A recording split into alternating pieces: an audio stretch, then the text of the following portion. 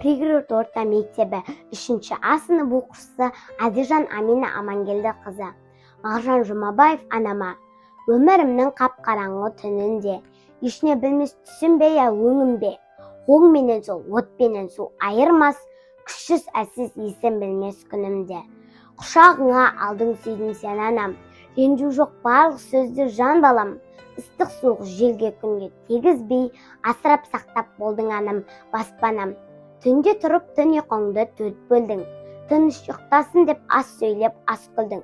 Ыңырансам я қарныма жа тоңған екенімді, ойламастан тез білдің.